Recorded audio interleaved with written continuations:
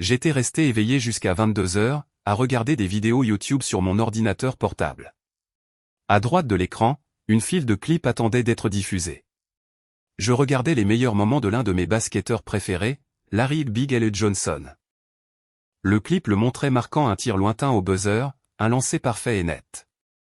Ses longs cheveux blonds étaient attachés en queue de cheval, lui donnant l'allure d'une star de cinéma. Je connais Big Al depuis l'université. C'était un joueur légendaire de notre équipe et il vivait dans le même immeuble que moi. Nous nous croisions souvent, surtout pendant l'intersaison. Quand il est passé professionnel, il a été drafté par les Wizards, l'équipe la plus proche de chez moi, en Virginie. Il y a 3 ans, il a pris sa retraite de la NBA et travaille maintenant comme présentateur de jeux pour Wiz TV. Je regardais souvent ses vidéos, m'offrant un peu de nostalgie. Cependant, la vidéo suivante dans la file d'attente n'avait rien à voir avec le basket. C'était un clip d'actualité. On y voyait Big Al danser avec une superbe blonde dans une boîte de nuit de Miami. La danse était ouvertement sexuelle, et la blonde en question était ma femme. Le clip avait été filmé ce soir-là et venait d'être mis en ligne. Le titre disait « Big Al, une nouvelle conquête ». J'ai regardé l'intégralité du clip qui durait environ 3 minutes. Il se terminait avec Big Al et Lee, ma femme, se livrant à un baiser passionné. Mon estomac se tordait. J'ai téléchargé le clip, pris mon téléphone et appelé le portable de Lee. Elle n'a pas répondu. J'ai vérifié l'horodatage de la vidéo. Elle avait été filmée environ 1 heure plus tôt et venait d'être mise en ligne. Lee était censé être à une réunion d'affaires à Miami, participant à une conférence de 4 jours avec sa firme de publicité. L'un des participants était mon bon ami Bart Kova. Espérant un éclaircissement, je l'ai appelé. « Allô » répondit Bart. « Bart, c'est Lee Martin » lui dis-je. Tout le monde m'appelle Marty. Il y eut un silence sur la ligne avant que Bart ne réponde. « Marty, comment vas-tu »« Pas très bien, Bart. »« Sais-tu seulement où se trouve Lee en ce moment ?» Il y eut une pause plus longue. « Mec, c'est grave. »« Alors, elle est avec Big Al. » Bart expira lourdement. « Marty, je ne connais pas tous les détails, mais je peux te dire ceci. Elle a envahi YouTube en ce moment. D'ici le matin, mes enfants verront ça, et tout le monde aussi. Je dois savoir, a-t-elle couché avec lui? Est-ce que ça dure depuis un moment? » Bart soupira de nouveau. « Écoute, ils ont passé du temps ensemble. Nous l'avons tous remarqué. Ils étaient inséparables après mardi soir. Quand nous nous sommes enregistrés à l'hôtel, ils se sont rapidement liés, probablement depuis l'université. Lee se présente aux réunions pendant la journée, mais elle n'a pas mangé avec le groupe une seule fois. Sa colocataire dit qu'elle n'a pas été dans la chambre la nuit. Nous supposons tous qu'elle était avec lui. » Ma prise sur le téléphone se resserra. « Merci, Bart. Peux-tu me rendre un service? Si tu la vois demain matin avant son vol, dis-lui de ne pas prendre la peine de rentrer à la maison. Je m'en occuperai à partir de là. » Je comprends. Je suis désolé, Marty. Moi aussi, dis-je en raccrochant. Lee et moi nous sommes rencontrés à l'université, quand nous avions une 20aine d'années. C'était notre avant-dernière année et nous suivions tous les deux des cours de mathématiques. Le premier jour de cours, je suis entré, j'ai regardé autour de moi et j'ai vu la plus belle femme que j'ai jamais vue. Elle était assise seule, gribouillant dans son cahier. Il n'y avait que 5 autres étudiants dans la pièce, tous des hommes, mais elle était assise seule. J'ai immédiatement pris le bureau à côté d'elle. Elle m'a regardé et a souri. « Eh bien, quelqu'un a été assez intelligent pour prendre ce siège, dit-elle. » Son ton était enjoué, mais je pouvais dire qu'elle me jaugeait. J'ai souri. Je me demandais juste si tu sentais drôle ou quelque chose comme ça. Elle a ri, puis a jeté un coup d'œil aux autres gars. Ils étaient tous ringards et timides, des majors en maths classiques. Je n'étais pas vraiment un nerd. Bien sûr, j'étais en cours de maths, mais j'étais athlétique et je me débrouillais assez bien. Je mesure 1m73, pèse 68 kg, avec des cheveux et des yeux bruns. Les femmes ne me dérangeaient généralement pas, et certaines disaient même que j'avais du caractère. « Tu ne sens pas drôle ?» lui répondis-je en me penchant pour un effet dramatique. « Mais je devrais peut-être me rapprocher un peu plus pour en être sûr. » Elle a souri. « Ils sont tous des nerfs timides. Tu n'es pas l'un d'eux, n'est-ce pas ? Non, je suis Marty. Je lui tendis la main. Et tu es Léor, répondit-elle en me serrant la main. Mais tout le monde m'appelle Lee. Eh bien, Lee, dis-je. Quand nous nous marierons, tu n'auras même pas besoin de changer le monogramme de tes bagages. Comme c'est pratique. Elle a ri. Et juste à ce moment-là, le professeur est entré. Après le cours, Lee et moi avons marché ensemble jusqu'au bâtiment du syndicat étudiant. Elle avait des yeux verts saisissants, des cheveux blonds et une silhouette élancée des 1m83. Son visage avait la beauté naturelle de la fille d'à côté. Quand elle m'a souri, j'ai été complètement captivé. Je parie que tu as été surprise que personne ne s'assoie à côté de toi. Tous les gars dans cette pièce l'auraient voulu, dis-je. Merci, répondit-elle. J'ai été surprise. D'habitude, je dois repousser les gars. Tu as dû profiter de mon moment d'insécurité. J'ai ri. Peut-être, mais maintenant tu es coincé avec moi. Je suppose que oui, dit-elle en regardant sa montre. J'ai un autre cours dans 20 minutes, mais si tu es libre ce soir, peut-être pourrions-nous dîner. Puisque nous sommes dans la même classe, nous devrions probablement mieux nous connaître. Je devais essayer. Eh bien, j'espère te revoir. Moi aussi. Je t'apprécie. Au moins, nous nous verrons en classe, dit Lee. Nous nous voyons en classe 2 fois par semaine. Le sujet était exigeant et je devais travailler dur pour suivre. Un jour, je lui ai posé une question sur un problème et elle m'a patiemment tout expliqué. Après le cours, je lui ai demandé si elle avait des difficultés avec les cours. Non, je suis doué en mathématiques. Et toi? Eh bien, j'en ai besoin pour ma majeure en chimie, mais j'y passe beaucoup trop de temps. Peut-être pourrais-tu me donner des conseils? Elle leva un sourcil. C'est une blague? Je t'ai dit que j'avais un petit ami. Pas de blague, dis-je rapidement. Je respecte ça. J'ai juste besoin d'aide. Nous pourrions nous rencontrer dans un restaurant et revoir le matériel strictement en tant que tuteur et étudiant. Elle hésita, mais accepta finalement. D'accord. Restaurant à 16h. Marché conclu, dis-je. Lors de nos rencontres au restaurant, j'ai beaucoup mieux appris à connaître Lee. Nous nous sommes rapidement bien entendus et nos conversations ont commencé à inclure bien plus que des mathématiques. Un jour, alors que nous travaillions sur des problèmes, un homme grand s'est approché de notre table où nos livres étaient étalés. Lee leva les yeux vers lui et sourit de son sourire éclatant. « Marty, voici mon petit ami, Rachad, dit-elle. Rachad, voici Marty de ma classe de maths. » Je me suis levé et lui ai serré la main. Rachad était un homme noir de corpulence moyenne, mesurant environ 1m73 et pesant environ 100 kg. Il s'est assis à côté de Lee, et nous avons fermé nos livres de maths. Rachad m'a demandé pourquoi je prenais ce cours avec Lee et tous les nerfs. J'ai besoin d'un cours de maths de niveau supérieur pour ma majeure en chimie. Ça aide aussi pour la programmation, ai-je expliqué. Les trois d'entre nous ont commencé à discuter pourquoi certaines majeures exigeaient des cours qui ne semblaient pas correspondre. C'était une conversation engageante et j'ai réalisé que Rachad était un gars intelligent. Quelle est ta spécialisation? Lui ai-je demandé. Entraînement physique, dit-il. Je joue au hockey, mais je prévois d'enseigner au lycée si je ne gagne pas d'argent avec le hockey. Peut-être devenir professeur d'éducation physique. C'est un bon plan, dis-je. Probablement meilleur que le mien. Les chimistes sont embauchés, mais les programmeurs semblent avoir de meilleures opportunités. Et toi, Lee, demanda Rachad. Je veux me lancer dans les affaires. J'aime l'idée de gagner de l'argent, répondit-elle avec un sourire. Au fur et à mesure que le semestre avançait, je voyais de plus en plus Lee. Un jour, je l'ai invitée, elle et Rachad, à dîner dans mon appartement hors campus. J'ai également invité ma voisine Stéphanie, une superbe diplômée du lycée.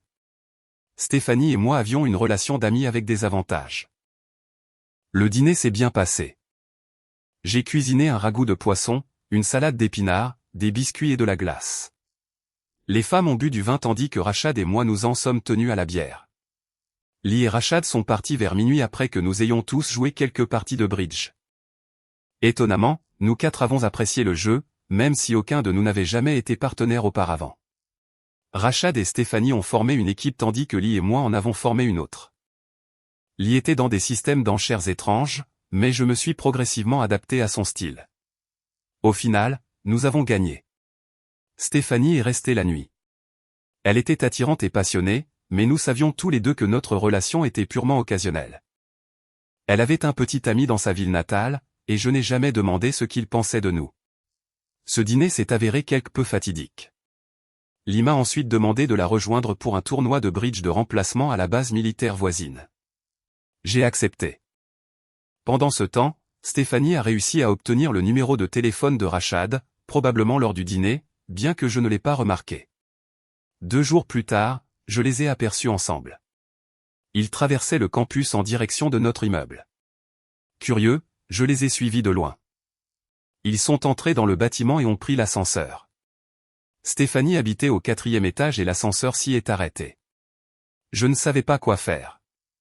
Le tournoi de bridge n'était que dans 2 jours, et je ne voulais pas causer de drame inutile. Je suis retourné dans ma chambre et j'ai essayé de me détendre. De ma fenêtre, je pouvais voir l'entrée du bâtiment.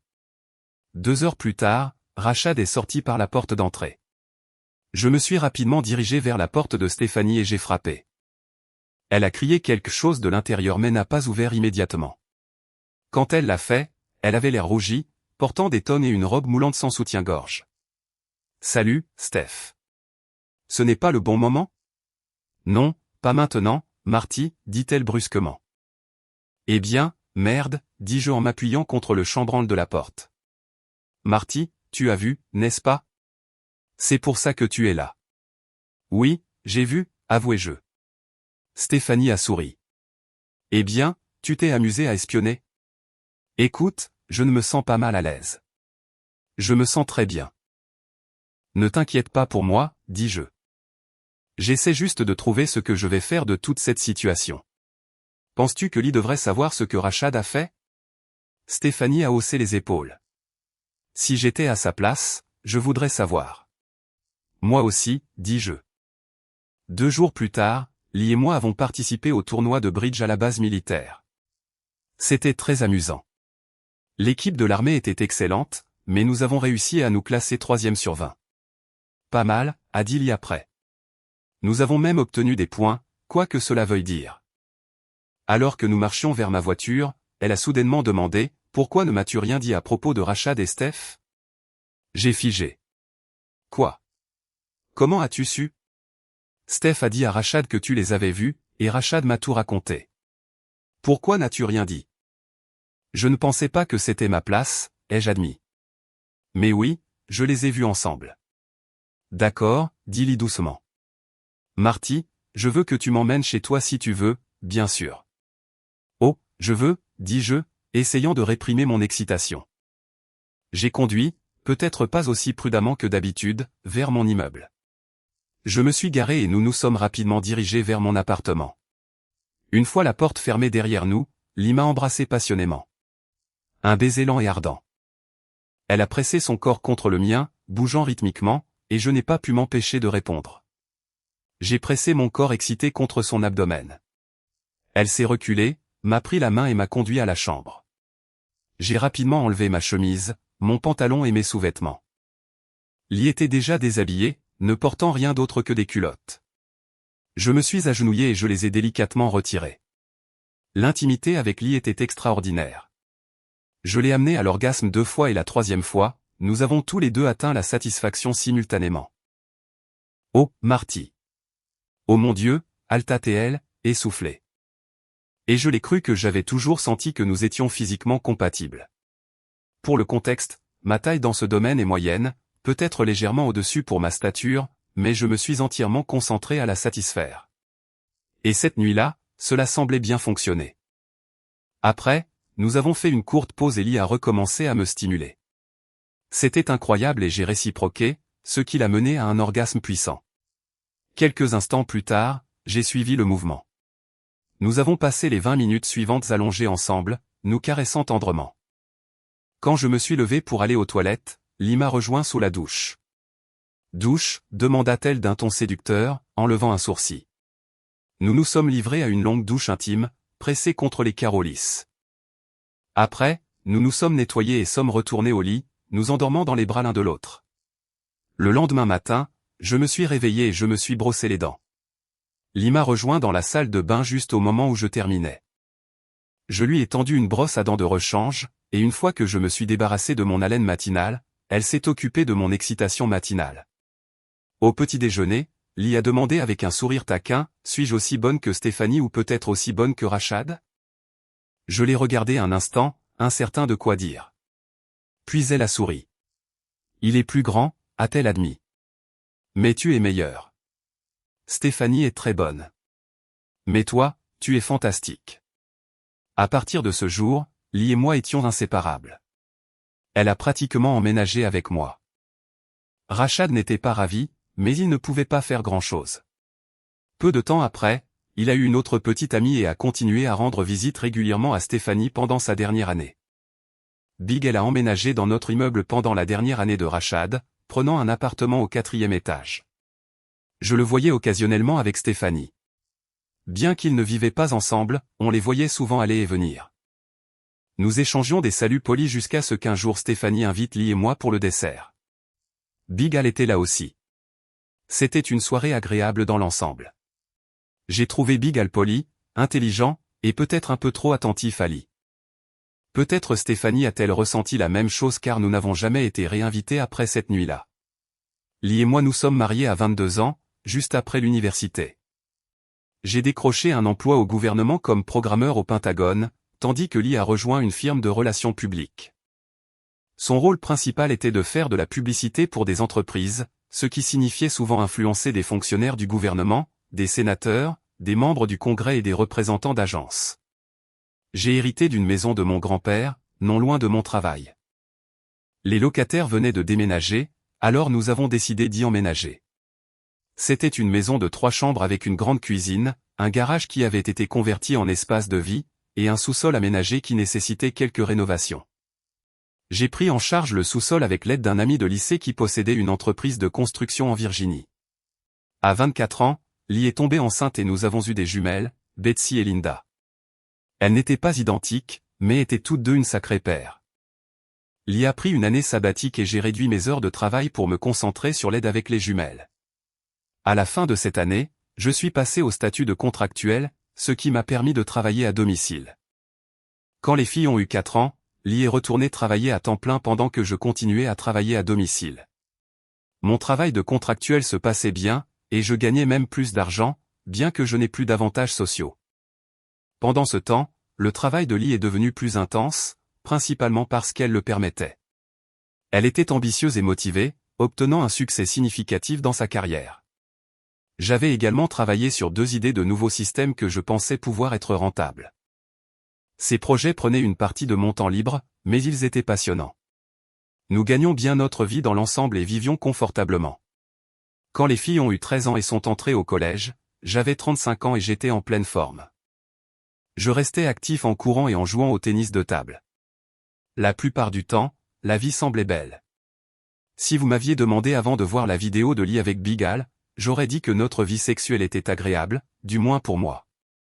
Mais après 15 ans ensemble, j'ai réalisé que les choses avaient peut-être commencé à devenir fades pour elle, même si je ne l'avais pas remarqué moi-même. Le matin après avoir vu la vidéo YouTube d'elle et de Big Al dansant à Miami, j'ai commencé à me demander si c'était une chose ponctuelle ou si cela durait depuis un moment. J'avais tellement de questions. J'ai décidé de prendre des mesures de précaution pour protéger mes filles. Je leur ai demandé de faire un prélèvement ADN et j'en ai fait un moi-même. C'était le lendemain après les avoir informés de la vidéo. J'ai estimé qu'il était nécessaire de les préparer à toute conséquence potentielle, surtout à l'école. C'était vendredi et elles avaient des tests et des projets de groupe à terminer à l'école. Pendant qu'elles vaquaient à leurs occupations, j'ai essayé de reconstituer tout ce que je savais. Les cours commençaient à 10 heures. Lee a appelé. J'ai vu son nom s'afficher et j'ai laissé le répondeur prendre le message. Marty, décroche s'il te plaît.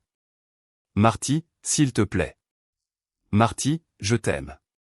J'ai fait une erreur. Je serai de retour cet après-midi.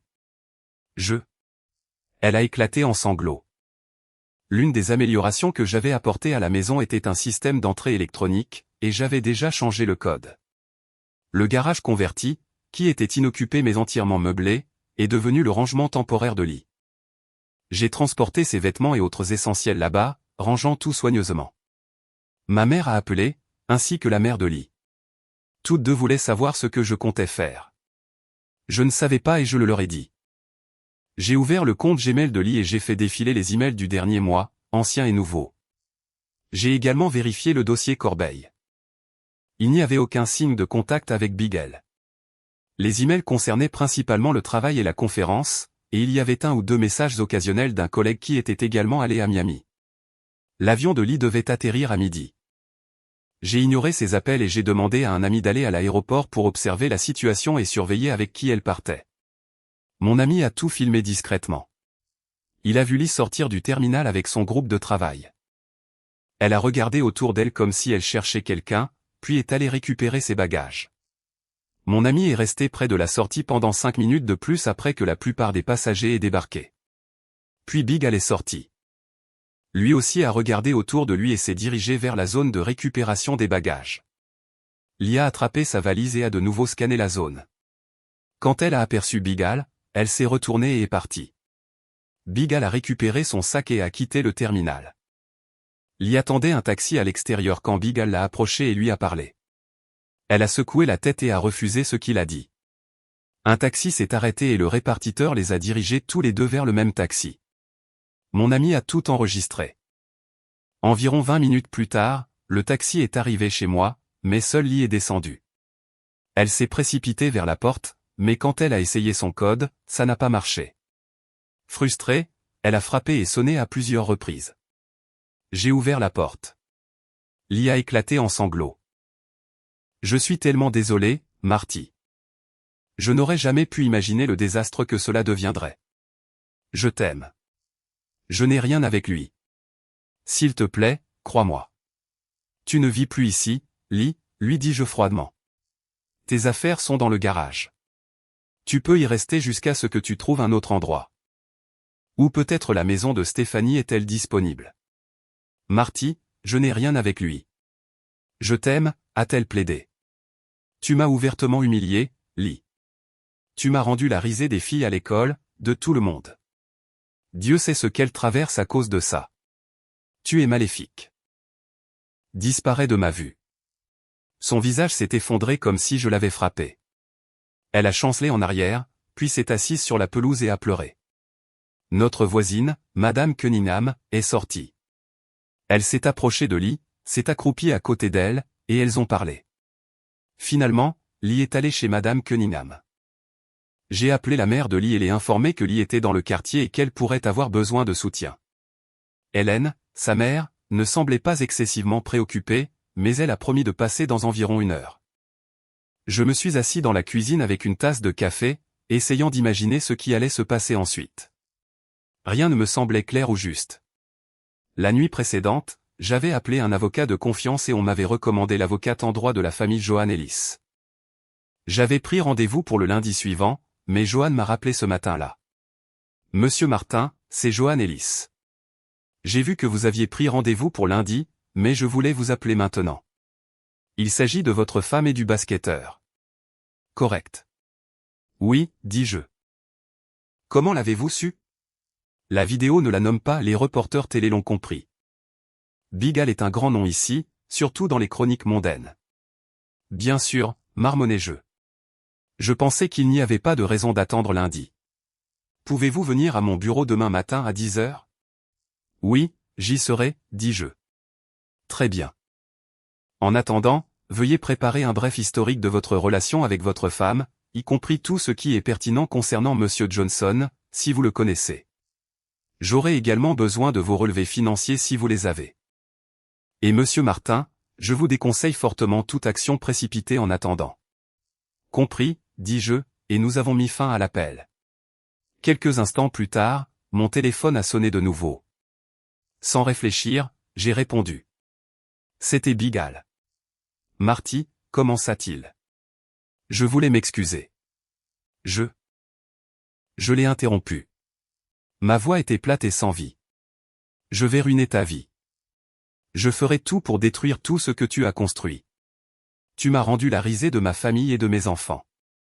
Si jamais tu me vois arriver, tu ferais mieux de courir. Il y eut un long silence à l'autre bout. Finalement, il dit, ce n'était pas seulement moi. Elle. C'était ma femme. Nous avons 2 enfants. J'étais heureusement marié à elle jusqu'à ce qu'elle aille à Miami. Ne t'avise pas de me justifier cela. Il hésita de nouveau, puis raccrocha. J'ai réalisé que j'avais maintenant son numéro. Je me suis connecté à notre compte de téléphone partagé pour vérifier les journaux d'appel de Lee. J'ai vu qu'elle avait appelé Big L 2 fois après son arrivée à Miami. Cependant, il n'y avait pas d'appel avant cela, ni aucun message que je pouvais voir. Sur cette base, j'ai supposé que leur rencontre à Miami avait été accidentelle et non préméditée. Par curiosité, j'ai vérifié l'emploi du temps de Big Al. Il y avait eu un match de basket à Miami le mercredi après-midi, et Big Al était le maître de cérémonie de l'événement, donc il était à Miami pour affaires. La sonnette retentit. Quand j'ai vérifié, j'ai vu mes parents ainsi que mon beau-père et ma belle-mère. Lee était parti et je les ai laissés entrer. J'ai offert des boissons, mais ils ont tous refusé et se sont assis dans le salon. Je suis resté près de l'embrasure de la porte et j'ai demandé, eh bien, ma mère, Lassie, a répondu, nous avons eu une petite réunion. Nous nous sommes réunis dans le salon. Et ma mère, Lassie, a finalement parlé. Nous avons décidé de venir ici pour savoir ce que tu en penses. Je me suis assis, mes émotions m'envahissant, silencieusement mais visiblement. J'ai sangloté un instant, puis je me suis redressé et j'ai regardé ma mère. Elle m'a dit plus tard que dans ce seul regard, elle avait vu tant de dévastation et de mélancolie, tant de douleur qu'elle avait réalisé que rien ne pouvait être réparé. Mon père a rompu le silence. Y a-t-il une chance que tu puisses parler à Lee? Pourquoi? Ai-je claqué? Que pourrait-elle bien dire? Elle a détruit notre famille. Et ce n'était pas juste une nuit. C'était 3.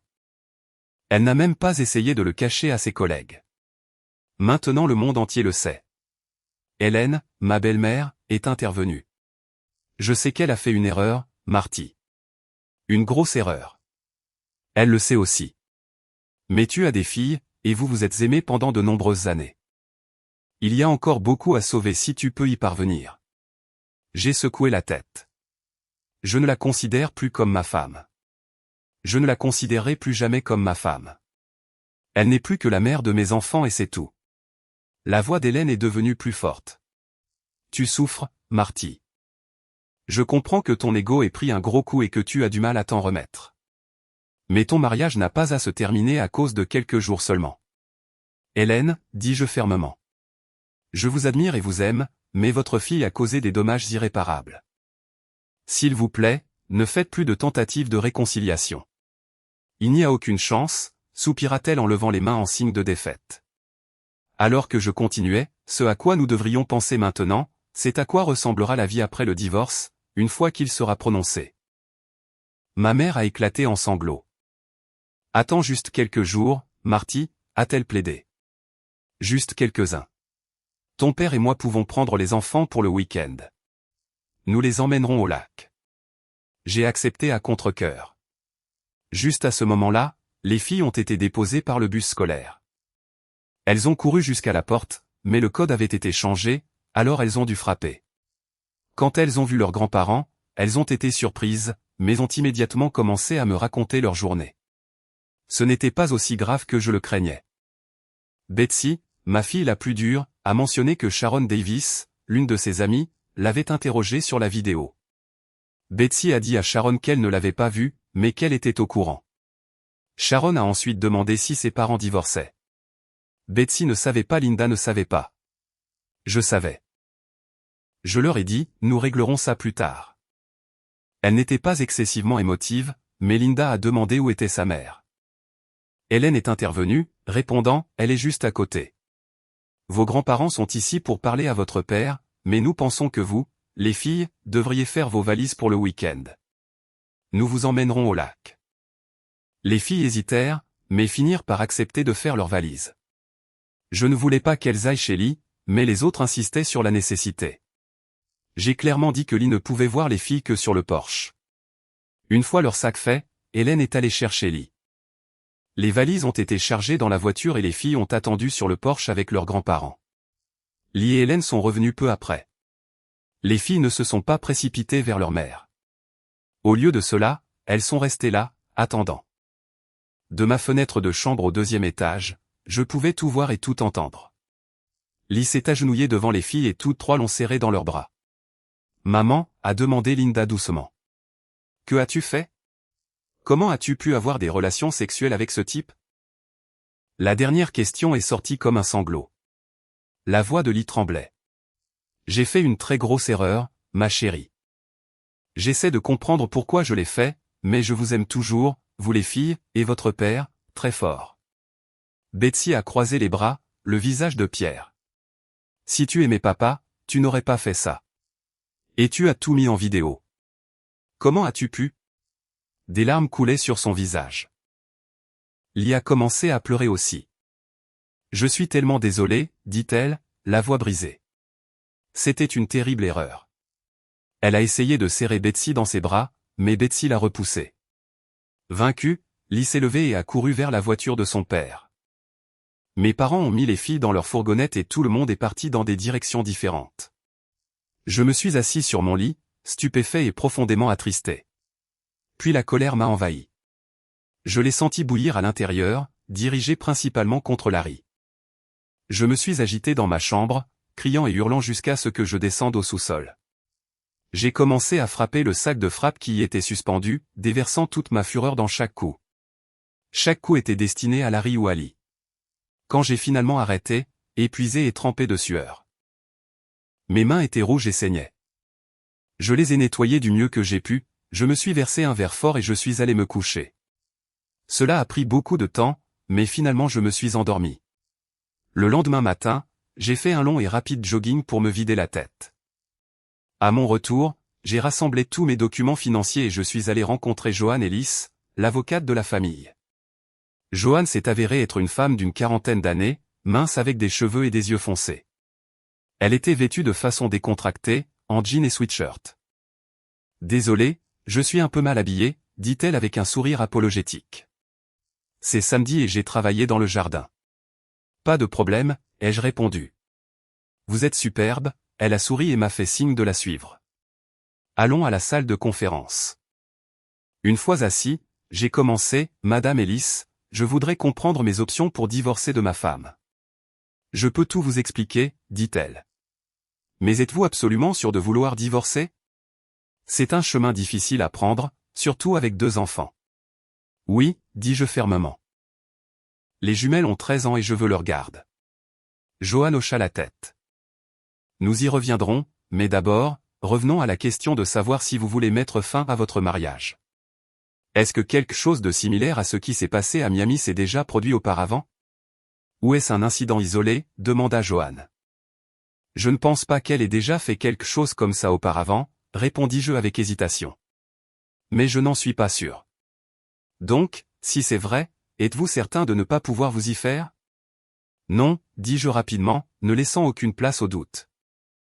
Bien, dit-elle en passant à autre chose. Alors, discutons des finances.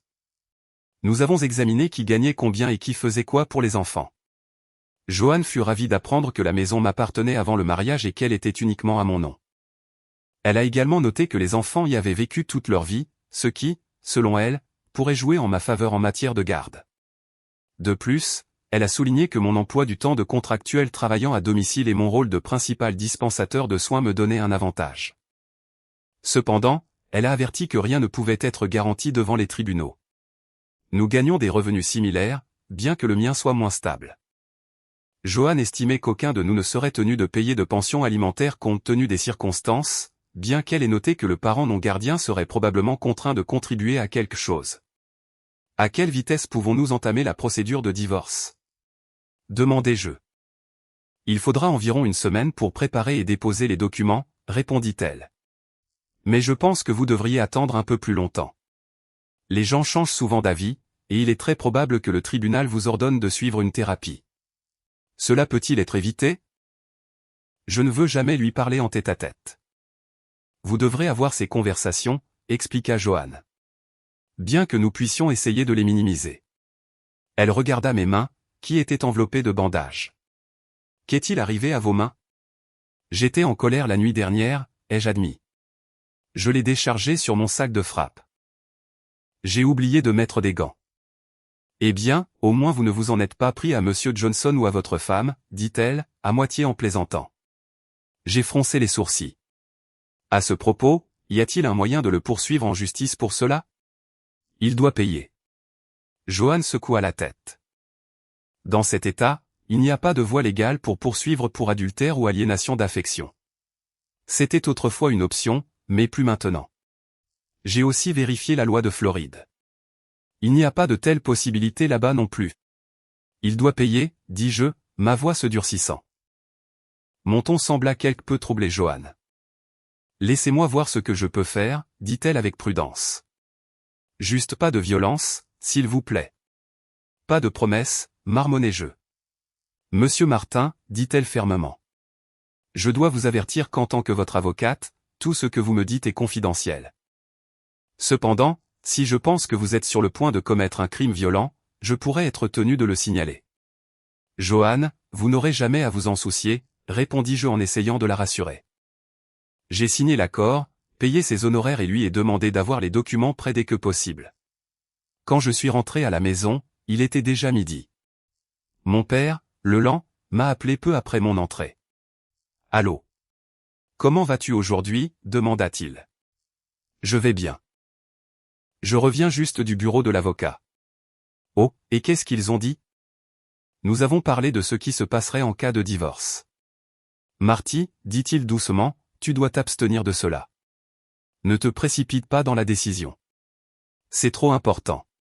Tu ne devrais pas la prendre à la hâte. » Dès que Lee a laissé ce salaud la toucher, elle était finie. Le fait qu'elle l'ait fait encore et encore ne fait qu'aggraver les choses.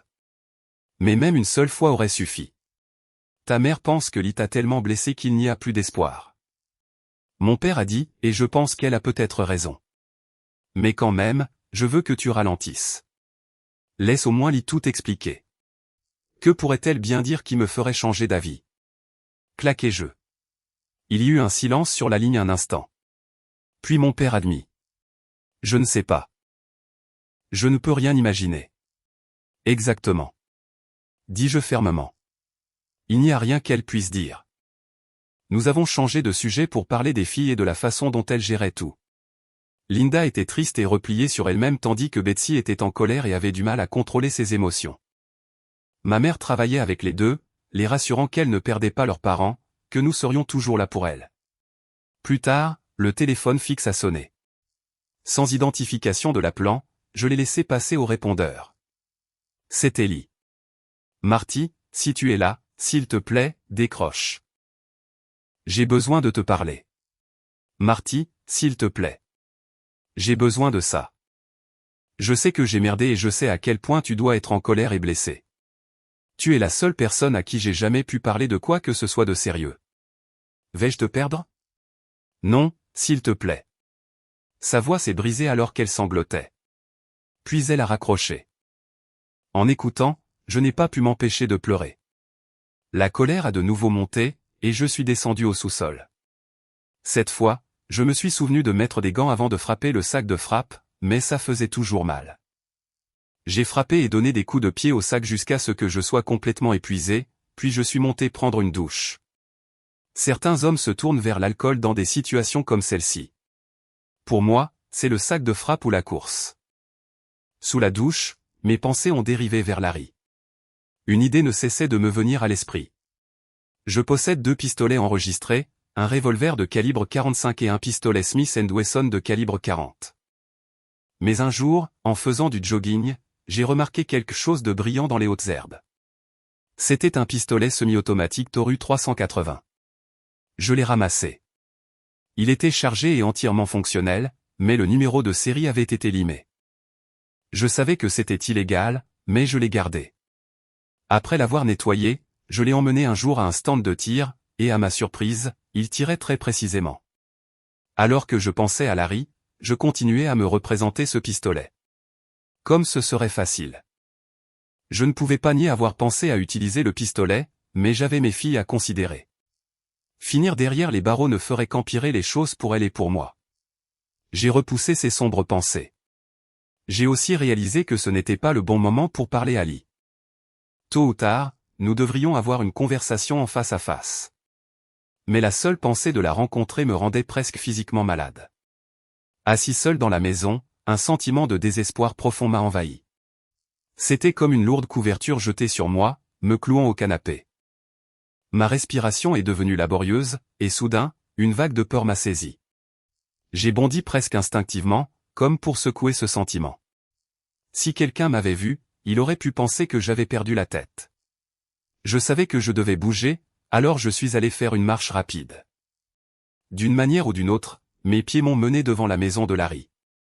Je ne me suis pas attardé, mais j'ai noté à quel point la sécurité semblait minime. La maison était grande, neuve et proche de la rue. Il y avait un panier de basket dans l'allée, mais pas de voiture en vue. Il y avait aussi un grand garage à l'arrière. J'ai passé devant, fait une boucle, et repassé devant, discrètement, prenant quelques photos avec mon téléphone. Ensuite, je suis passé devant la maison des parents de Lee, plus au nord. Leur voiture était garée dans l'allée, et j'ai remarqué que la voiture de Lee était toujours dans notre garage. J'ai continué à marcher, me dirigeant vers un magasin où j'ai acheté un téléphone portable prépayé et un Diet Pepsi. Finalement, je suis rentré chez moi. Il était 15 h un samedi. De retour à la maison, je me suis fait un sandwich, mais je n'ai pas pu le finir. Peut-être 3 bouchées.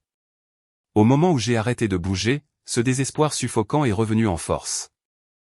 J'ai sorti le pistolet 380 et j'ai conduit hors de la ville, jusqu'à la propriété de mon ami où il avait quelques hectares de terrain avec un stand de tir en plein air. Sa famille était en Floride, donc je savais que l'endroit serait vide. J'ai tiré 2 boîtes de cartouches du pistolet. L'arme était peu coûteuse mais fonctionnelle, bien que plus lourde qu'une arme à feu idéale ne le serait. Sur le chemin du retour, je me suis arrêté à une pharmacie et j'ai acheté 2 bandeaux de cuisse en néoprène. De retour à la maison, j'ai construit un étui de corde fortune pour le 380, le positionnant dans ma région lombaire. J'ai même testé de courir avec. Cela fonctionnait bien.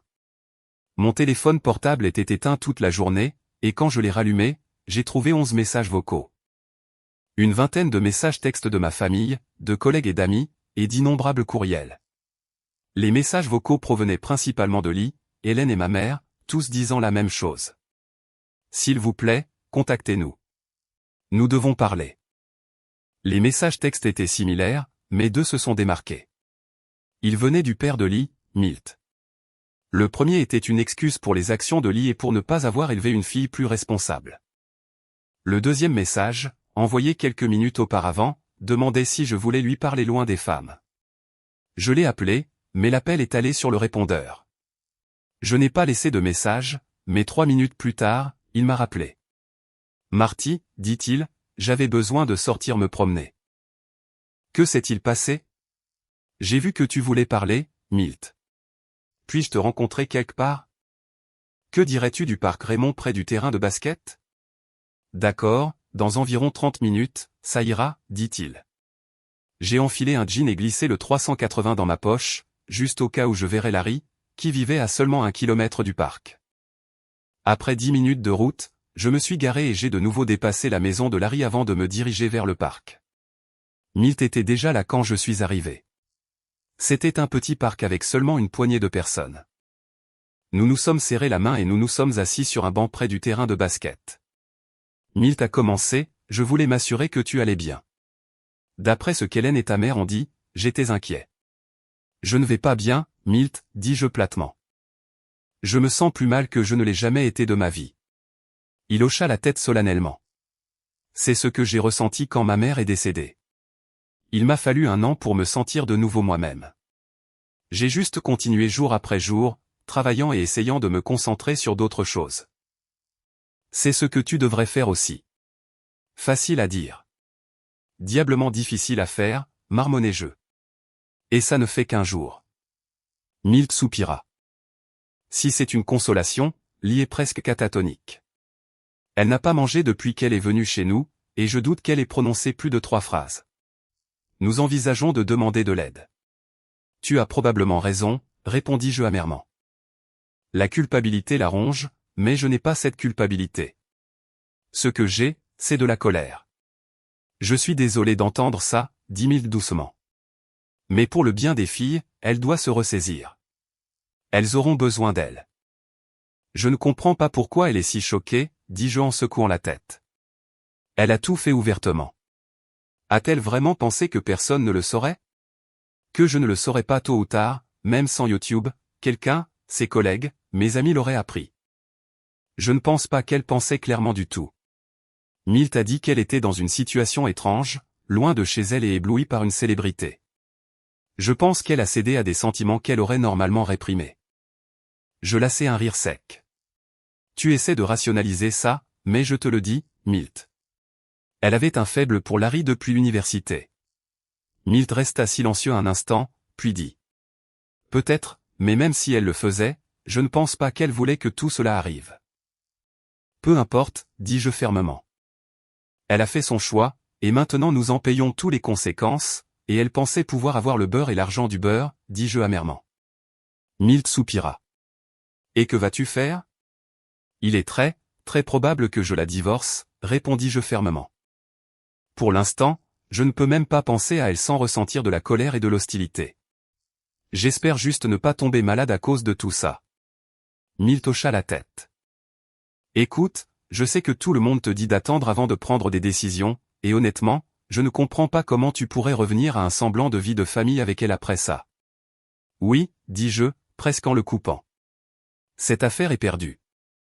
J'attendrai, mais pas longtemps. Tu devrais la préparer.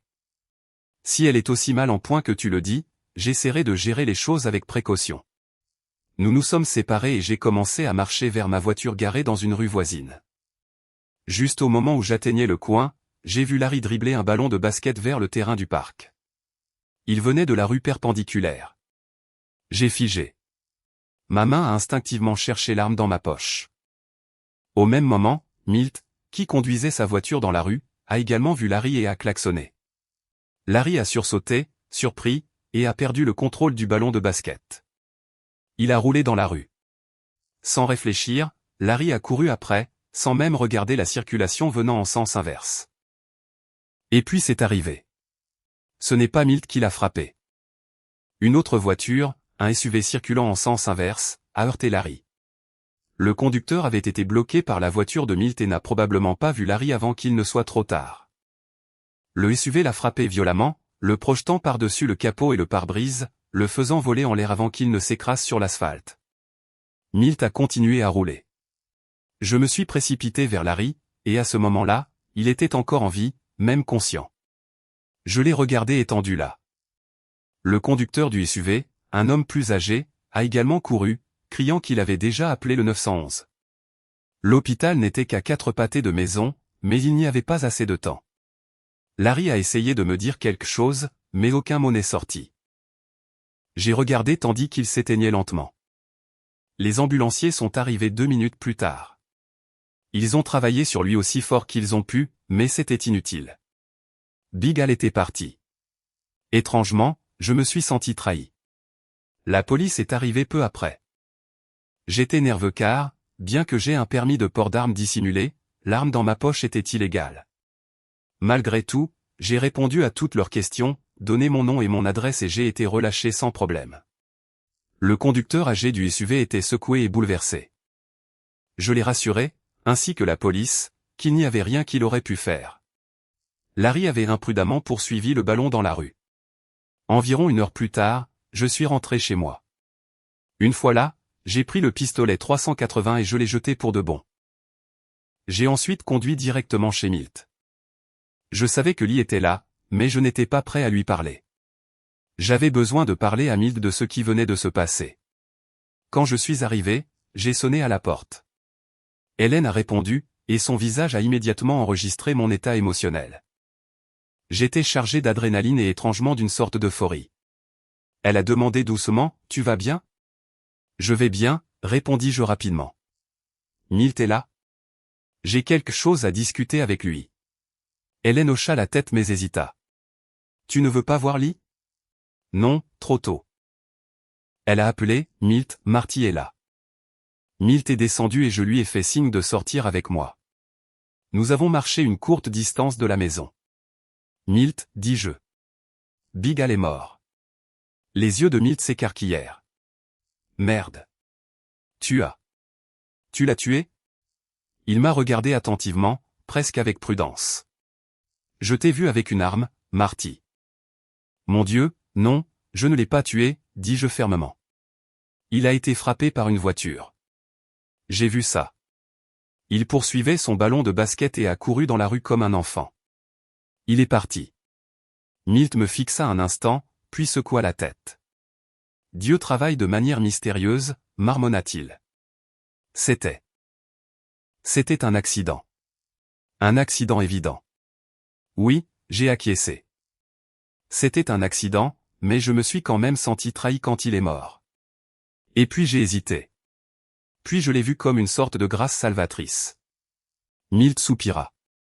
Je te laisserai, ou à Hélène, le soin de dire à Lee que son petit ami est mort. Il n'est pas son petit ami, dit Milt sur la défensive. Mais oui, nous le lui dirons. Ça va de toute façon être bientôt dans toutes les nouvelles. Certainement, répondis-je. Comment va-t-elle? Pas bien, admit-il. Toi, par contre, tu as l'air presque soulagé. Je suppose que oui, dis-je. J'ai l'impression d'avoir échappé à une balle, littéralement. Mais je sais aussi que je ne peux plus être avec elle. Quoi qu'il arrive. Milt hocha lentement la tête. Je veux sauver ma fille, dit-il, la voix lourde. Je pense qu'elle se dirige vers l'abîme. Je sais qu'elle a fait une énorme erreur, mais je l'aime. Je veux qu'elle ait une vie. Alors, je te demande si tu vois un moyen, au moins ne pas interférer. Peut-être plus tard tu pourras donner un coup de main. C'est une grosse demande, Milt, dis-je après un instant.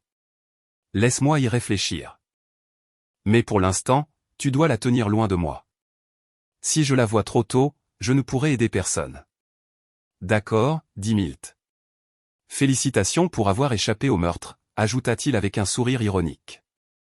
Nous avons ri, un rire étrange mais sincère, avant de rentrer à la maison. Je suis parti peu après cette nuit-là. J'ai bien dormi. Les filles ont appelé et nous avons eu une bonne conversation. Elles semblaient de meilleure humeur, ce qui m'a remonté le moral. Le dimanche, cependant, la dépression est revenue. C'était une belle journée, mais je n'avais rien de mieux à faire que de penser à l'état de mon mariage. Peu importe ce que Milt disait, je savais que Lee et moi ne pourrions plus jamais être ensemble. Cette prise de conscience m'a rendu profondément triste, mais c'était la vérité. J'ai fait un autre long jogging, puis j'ai marché le long de la rivière jusqu'au centre commercial avant de rentrer chez moi. Après m'être douché, je me suis rendu chez mes parents pour un pique-nique dominical avec les filles. Les jumelles étaient de meilleure humeur. Elles avaient eu une conférence téléphonique avec Lee, qui semblait plus optimiste. Elle les a encouragées et elles ont parlé de l'école. Il n'y a eu aucune mention de Big Al, de l'infidélité de Lee ou de la mort de Larry. L'appel s'est concentré sur des sujets plus légers comme l'école et leur vie quotidienne. Lee leur a dit qu'elle les reverrait dès qu'elle irait mieux. Malgré tout, j'ai passé un bon après-midi. Pendant que les filles nageaient dans la piscine, j'ai raconté à mes parents que j'avais été témoin de l'accident et de la mort de Big Al. Ils étaient choqués. Bon sang, pourquoi, a demandé mon père. Tu n'y es pour rien, n'est-ce pas?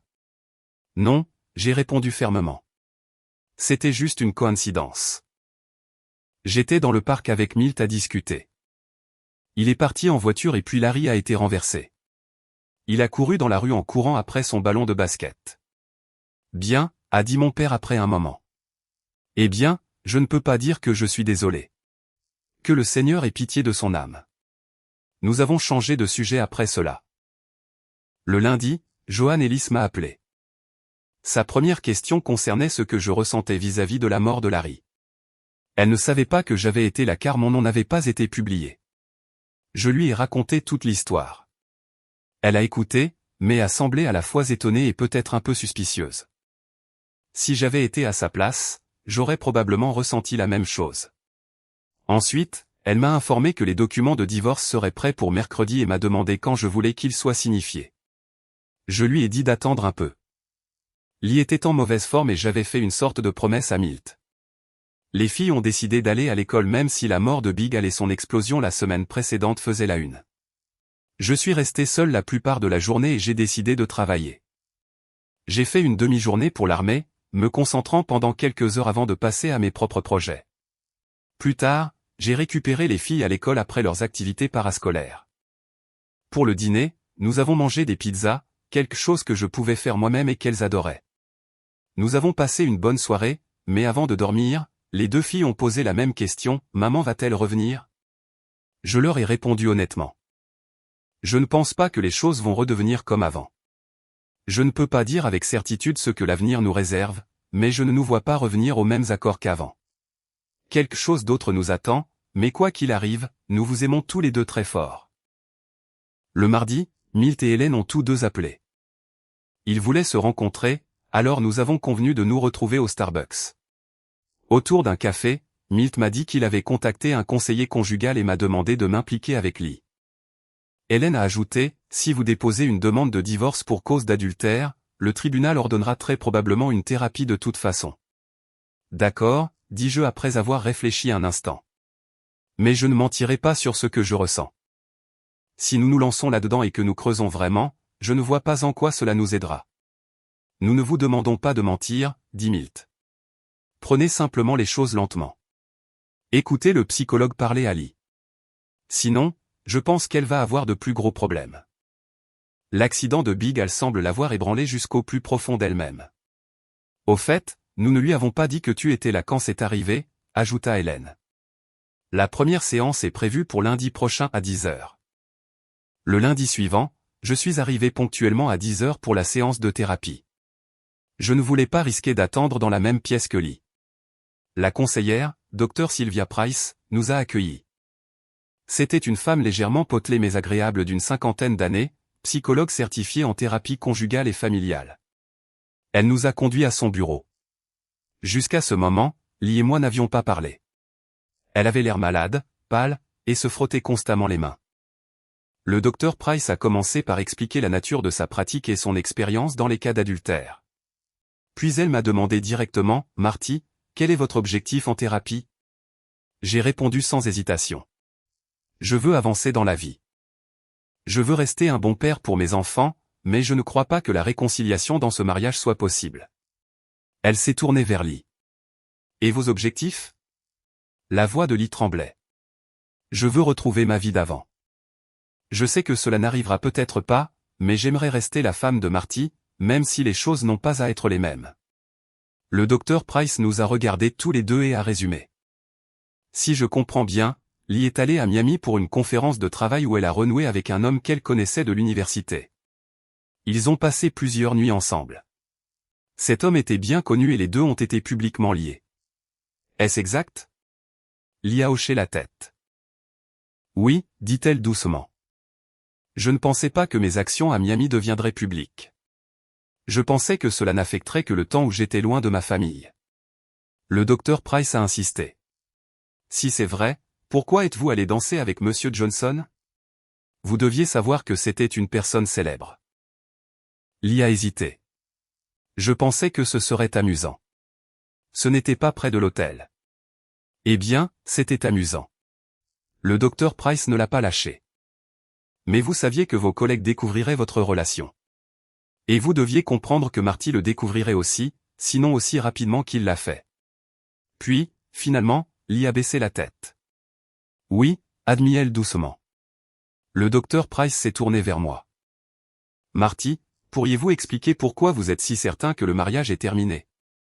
J'ai regardé Lee droit dans les yeux. Parce que Lee était la seule personne au monde que j'aimais et en qui j'avais confiance plus que quiconque. Quand j'ai vu qu'elle pouvait me trahir si facilement et si ouvertement, j'ai été dévasté. Mes grands-parents sont morts dans un accident il y a des années, et j'ai ressenti une douleur terrible pendant longtemps. Mais ça ne se compare même pas. Rien ne se compare. Je ne me remettrai jamais dans une position où je serais brisé comme ça. S'il y pouvait me faire ça, alors n'importe qui le pourrait. Je ne pourrais plus jamais lui donner, ni à personne, ce genre de pouvoir sur moi. Lee a éclaté en sanglots ouverts alors que je terminais de parler. Le docteur Price a demandé, « Marty, comment vous sentez-vous en la voyant dans cet état ?» J'ai expiré, secouant la tête. Je suis juste triste et en colère. C'était si cruellement flagrant envers moi et envers nos enfants. Même si cela a été fait par stupidité sans intention de nuire, cela a quand même tout détruit. C'était si grave, dis-je, ma voix tremblante de colère. Et pourquoi? 3 nuits avec un mec que tu voulais à l'université. J'ai regardé Lee droit dans les yeux quand j'ai posé cette question. Lee a sangloté. Non, non, je ne sais pas pourquoi je l'ai fait. Le docteur Price a interrompu. Calmez-vous, Lee. Est-il vrai que vous aviez des sentiments sexuels pour Monsieur Johnson lorsque vous étiez à l'université? Lee hocha lentement la tête. Oui, il était grand, beau et célèbre. Il m'a harcelé à l'époque, mais j'étais avec Marty et j'ai dit non.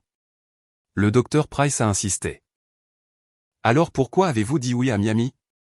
Lee hésita avant de répondre. Pendant plusieurs mois avant ça, je me sentais un peu déconnecté. Nous étions tous tellement occupés. Le travail, la famille, tout semblait être une routine. J'étais excité à l'idée d'aller à Miami. Je pensais que le voyage pourrait me rajeunir. Mais dès que je suis arrivé, j'ai vu Larry. Il m'a serré dans ses bras avec énergie, et j'ai été complètement déconcerté. À ce moment-là, j'ai réalisé qu'il pouvait m'avoir. Je ne serais pas capable de résister s'il me poursuivait. Et Larry le savait aussi. Presque immédiatement, il m'a tiré à part et a demandé « Marty est là ». Quand j'ai dit non, il a souri et a dit qu'il avait une chambre d'hôtel jusqu'à vendredi. Puis, sans hésitation, il m'a dit « Je te veux et je sais que tu me veux ». Et le pire, il avait raison. J'ai accepté de dîner avec lui. Je ne comprends toujours pas entièrement pourquoi je suis devenu une cible aussi facile. Marty et moi venions d'avoir des relations sexuelles incroyables la nuit avant mon départ pour Miami. Je ne me sentais pas négligé ou mal aimé, mais quelque chose en moi se sentait faible, vulnérable, et quand Larry m'a poursuivi, je ne me suis pas battu. La nuit avant mon départ pour Miami, j'étais encore sur les nerfs. Larry aussi. Être loin de la maison me semblait un territoire inexploré, un passe-droit auquel je ne m'étais pas autorisé à penser auparavant. Je n'ai pas une seule fois pensé à Marty ou aux conséquences s'il découvrait que j'avais trompé. Pas consciemment du moins. Si j'y ai pensé, je ne m'en souviens plus maintenant. Mais j'aurais dû. Si j'avais rencontré Larry en Virginie, je sais que j'aurais pu le refuser. Mais à Miami, je me suis dit que j'étais dans un autre monde pendant quelques jours, et je me suis convaincu que cela resterait ainsi. Au dîner, Larry et moi n'avions pas besoin de dire grand-chose. Il y avait une entente tacite entre nous, nous retournerions dans sa chambre après, sautant le dessert. Une fois à l'intérieur, l'air entre nous crépitait d'anticipation. Larry m'a entraîné dans un baiser passionné, et bientôt nous étions perdus l'un dans l'autre. Sans hésitation, nos vêtements sont tombés, consumés par la chaleur du moment. Mon attention s'est concentrée uniquement sur lui, sa silhouette sculptée, son allure indéniable. Emportés par une excitation mutuelle, nous nous sommes abandonnés à nos désirs. Il m'a porté jusqu'au lit et notre passion s'est intensifiée. Au cours de la nuit, j'ai atteint de multiples sommets de plaisir jusqu'à ce que je me rende finalement à une inconscience béate. Je me suis réveillé à ces tendres baisers, et le cycle s'est répété. Notre intimité s'est poursuivie jusqu'au matin, me laissant un sentiment de plénitude totale. Pourtant, je me suis précipité au petit déjeuner, en retard pour la réunion d'équipe. En arrivant, j'ai remarqué les regards entendus de mes collègues. Je pouvais sentir leurs spéculations tourbillonner autour de moi, mais j'ai balayé toute inquiétude concernant un contact avec Marty. Leurs conjectures, me suis-je assuré, étaient sans fondement. Mon temps avec Larry a surpassé tout ce que j'avais vécu auparavant. C'était peut-être la libération d'être loin de chez moi, libéré de toute responsabilité, ou l'attraction enivrante de son désir pour moi. Bien qu'il aurait pu avoir n'importe qui, il m'a choisi, et cette connexion magnétique était irrésistible. Après notre première rencontre, le schéma s'est répété. Après une réunion de travail, j'ai contacté Larry. Sans hésitation, nous nous sommes livrés à un rendez-vous de 2 heures. Nous avons commandé le service en chambre, avons mangé ensemble, et sommes retournés à nos passions. Le lendemain matin, je sentais les regards obliques devenir plus perçants, et j'ai commencé à m'inquiéter. Mais à 17 heures, j'ai de nouveau rencontré Larry dans sa chambre, et nous sommes restés au lit jusqu'à 20 heures. Le sexe était toujours incroyable, mais il n'avait plus l'intensité époustouflante de la première nuit. Malgré tout, nous avons commandé de la nourriture en chambre. Et puis Larry a suggéré que nous allions danser. « Habille-toi un peu plus décemment », a-t-il dit, ce que j'ai pris pour un doux encouragement à atténuer l'ambiance de la chambre d'hôtel. Cette nuit-là, nous sommes allés danser. C'est ainsi que je me suis retrouvé sur YouTube. J'ai depuis regardé cette vidéo, pleinement consciente que Marty l'avait déjà vue.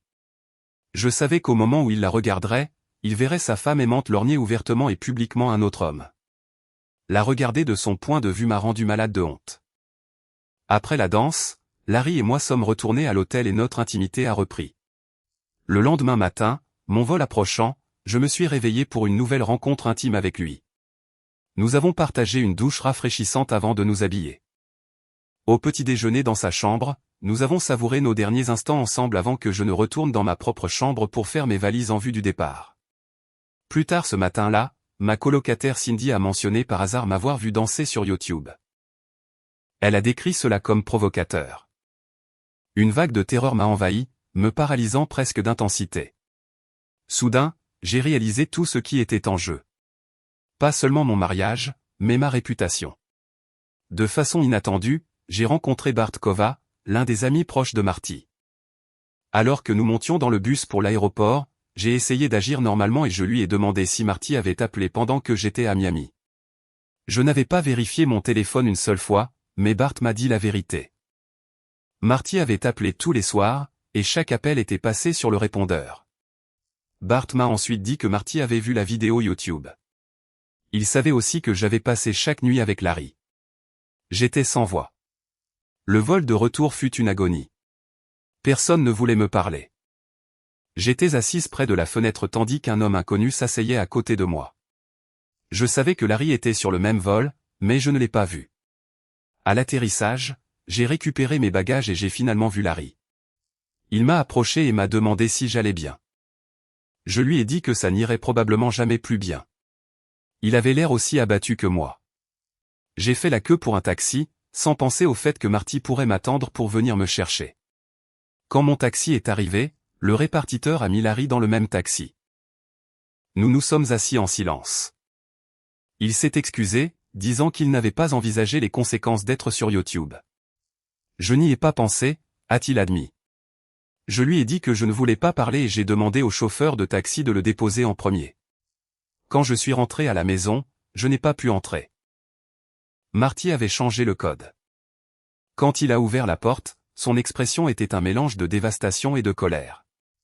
Incapable de lui faire face, je me suis retourné et j'ai couru. Depuis, je suis resté chez mes parents, vivant dans une léthargie quasi complète. J'ai essayé de parler aux filles, mais Betsy m'a repoussé. Et comment pourrais-je la blâmer? Parler au téléphone s'est mieux passé, cependant. Il m'a fallu 1 heure pour me préparer émotionnellement avant de les appeler.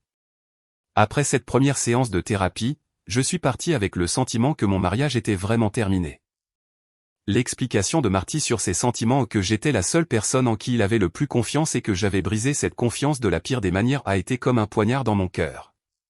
Maintenant, je ne sais pas comment gérer sa colère et son chagrin. Et je ne sais pas comment je pourrais un jour lui demander de me faire à nouveau confiance. Je ne le mérite pas. Et je ne sais pas non plus. Quand ma mère m'a dit que Larry était mort, renversé par une voiture, j'ai ressenti une vague de tristesse écrasante.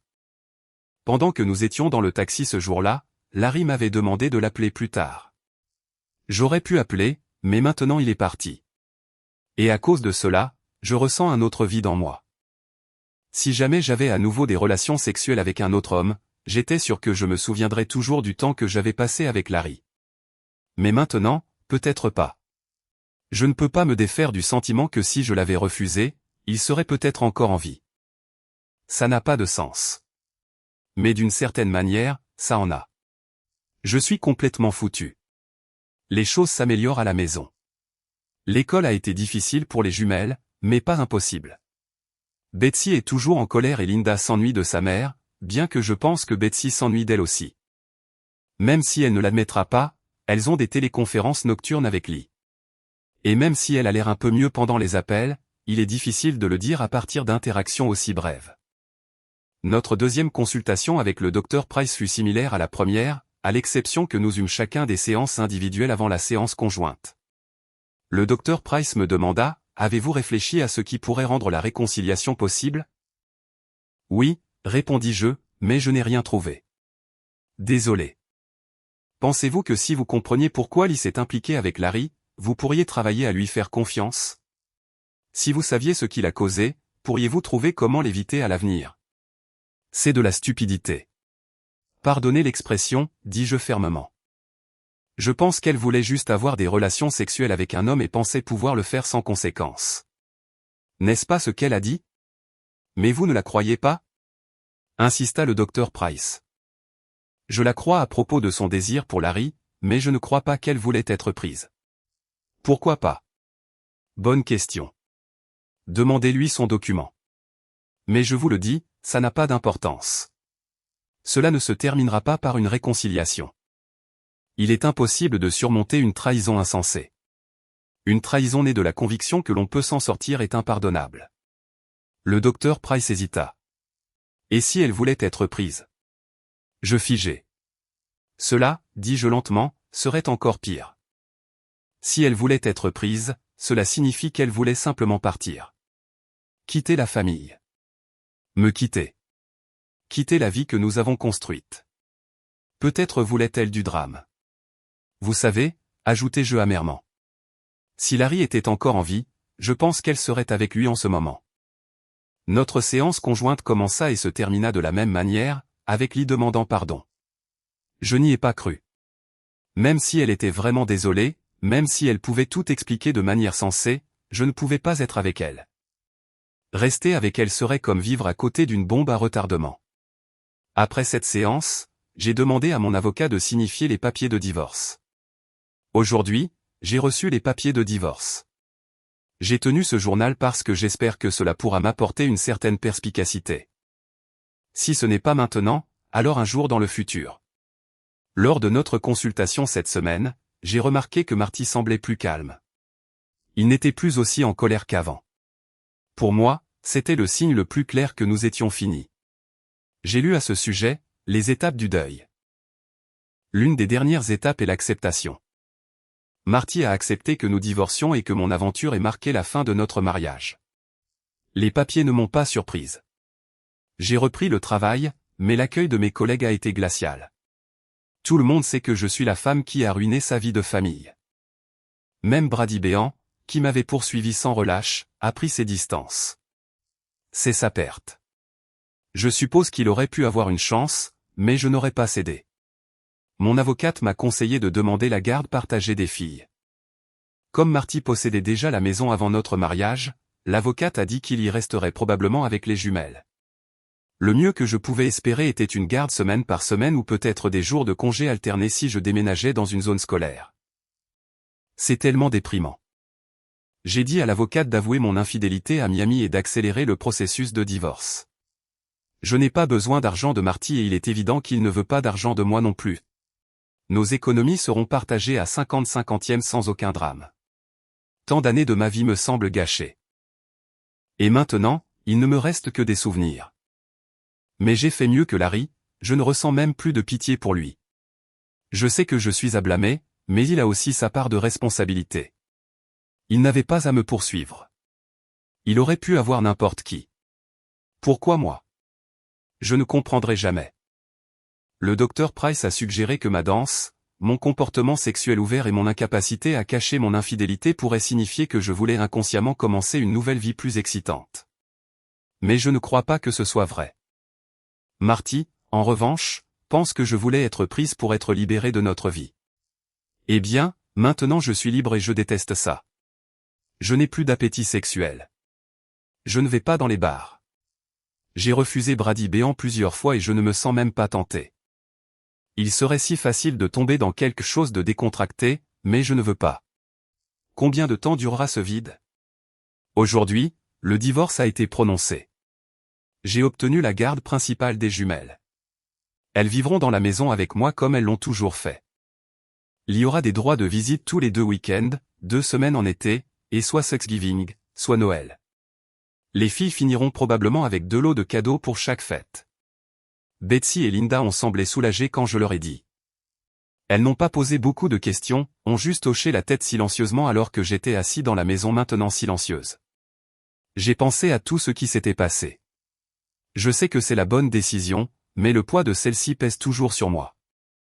Pour le bien des filles, j'espère que Lee pourra se reconstruire. J'espère qu'elle pourra retrouver un semblant de bonheur. Le règlement final a abouti au même arrangement que celui que nous suivions depuis 6 mois. Lee avait trouvé un appartement à environ 3 km de là, et nous nous étions mis d'accord sur un calendrier de garde partagé pour les jumelles. J'ai dit à Milt et Hélène qu'ils étaient les bienvenus à tout moment et ils viennent souvent. Je suis sûr qu'ils rendent également visite aux filles quand elles sont avec Lee les week-ends. Je n'ai pas eu beaucoup de rendez-vous depuis le divorce. Il y a quelques femmes divorcées dans notre ancien cercle d'amis et j'en ai fréquenté 3. Nous sommes allés dîner, faire du bowling et avons passé quelques soirées décontractées ensemble. Dans un cas, je suis retourné à la maison pendant une semaine sans les enfants, et nous avons eu des relations intimes pendant cette période. Le sexe était généralement très bon pour les 3, je pense. Mais j'ai clairement fait savoir à chacune d'elles que mes expériences récentes m'avaient profondément marqué. Je leur ai fait savoir qu'il n'y aurait ni permanence ni exclusivité dans nos relations. Elles savent toutes ce qui s'est passé. Tout le monde dans notre cercle social le sait, donc elles comprennent pourquoi je ressens cela. 2 d'entre elles semblent toujours penser qu'un jour je surmonterai ma peur, mais je ne pense pas que ce sera le cas. C'est un long voyage et je ne crois pas qu'il ait une fin. La douleur que j'ai traversée, la pure agonie d'imaginer Lee avec cet idiot de Larry ne me quittera jamais. À ce jour, le souvenir est tout aussi fort, bien que j'essaie de ne pas y penser. Les jumelles se sont assez bien adaptées. Linda est gentille avec Lee, mais Betsy ne l'est pas. Betsy garde des rancunes longtemps. Elle me ressemble beaucoup de ce point de vue. C'est peut-être une mauvaise chose. J'ai discuté de l'attitude de Betsy avec Hélène, mais pas avec Lee. Lee et moi ne parlons pas beaucoup. Elle sait que je ne veux pas lui parler. Moins je la vois, mieux c'est. C'est juste trop douloureux. L'avoir fait remonter tout ce que je veux éviter. Hélène dit qu'elle s'inquiète pour Lee, qui est devenu renfermé et un peu désorienté. Je ne la vois pas souvent dans le quartier. Même si nous vivons près et communiquons dans le même groupe si nécessaire, je n'éprouve pas de sympathie pour elle et ne le ferai probablement jamais. Je n'ai jamais compris pourquoi elle a fait ce qu'elle a fait, et je crois qu'elle ne le comprend pas non plus entièrement. Le mieux que je puisse faire est de l'attribuer à une étrange combinaison d'événements improbables, son vague mécontentement, l'occasion d'aller à Miami, et surtout, la rencontre avec Larry. 2 de ces facteurs n'auraient probablement pas suffi à déclencher l'aventure. Mais les 3 se sont réunis, et hop, le mariage a été ruiné. 1 an après le divorce, Milt jouait au golf un samedi après-midi, comme il le faisait souvent. Il faisait partie d'un quatuor régulier. Mais ce jour-là, l'un des membres fut remplacé par un vieil ami d'école, Fred Cunningham. Fred était ingénieur électricien, et les 2 hommes se connaissaient depuis l'école. Alors qu'ils marchaient du 9e trou, ils commencèrent une conversation personnelle, un sujet qu'ils n'avaient jamais abordé auparavant. Milt finit par demander « Comment vas-tu ces jours-ci, Fred ?» Fred répondit « Je vais bien parce que j'ai accepté de l'essayer moi-même. » Milt le regarda, confus. « Essayer quoi ?» Fred soupira. « Je l'ai suivi, Milt, depuis sa maison, exactement comme tu l'as dit.